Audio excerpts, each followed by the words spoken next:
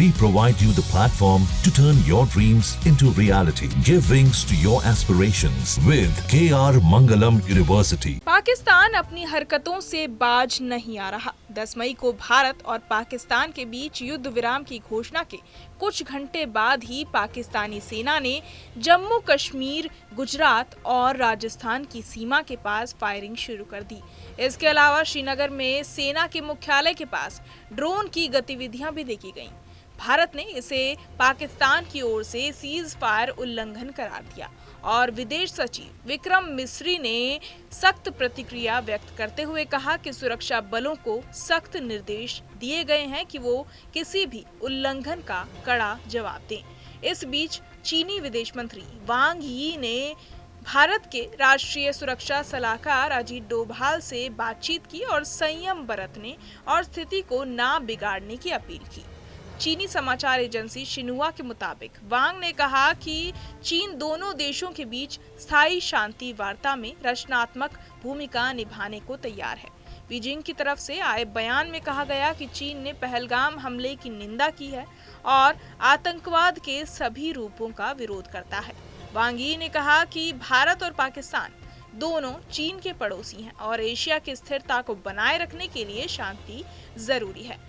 अजीत डोभाल ने बातचीत में स्पष्ट किया कि युद्ध भारत की पसंद नहीं है, लेकिन देश की सुरक्षा और नागरिकों की रक्षा के लिए आतंकवाद के खिलाफ कार्रवाई जरूरी है।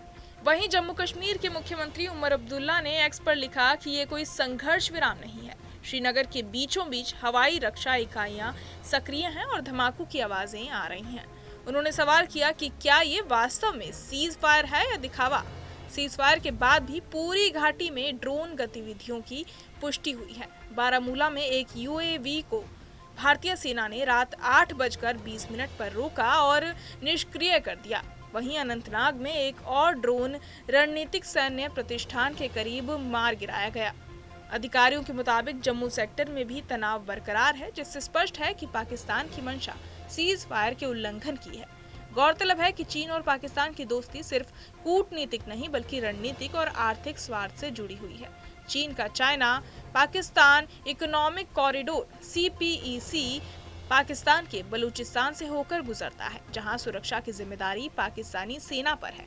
ऐसे में भारत द्वारा पाकिस्तान की सैन्य क्षमता को ध्वस्त किए जाने से CPEC के लिए खतरा बढ़ गया है।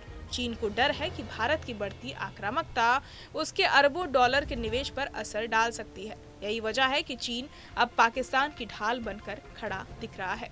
पाकिस्तान के साथ सीज फायर के बाद NSA अजीत डोभाल ने चीनी विदेश मंत्री वांग यी के साथ बातचीत की। बातचीत के दौरान राष्ट्रीय सुरक्षा सलाहकार डोभाल ने इस बात पर जोर दिया कि पहलगाम में हुए आतंकी हमले के बाद आतंकियों पर भारत की कार्रवाई अनिवार्य थी। हालांकि युद्ध भारत की पसंद नहीं है। डोभाल की बात पर यी ने भी इस बात पर सहमति जताई कि चीन भी सभी प्रकार के आतंकवाद का विरोध करता है। इसके साथ ही उन्होंने पहलगाम में हुए आतंकी हमले की निंदा भी की। बहरहाल इस पूरी खबर को सुनकर आप क्या कुछ सोचते हैं, हमें कमेंट बॉक्स में जरूर बताएं और बाकी तमाम खबरों के लिए सब्सक्राइब करें न्यूज नेशन। न्यूज नेशन अब व्हाट्सएप पर खबरों की ताजा अपडेट के लिए न्यूज नेशन के इस QR कोड को स्कैन करें।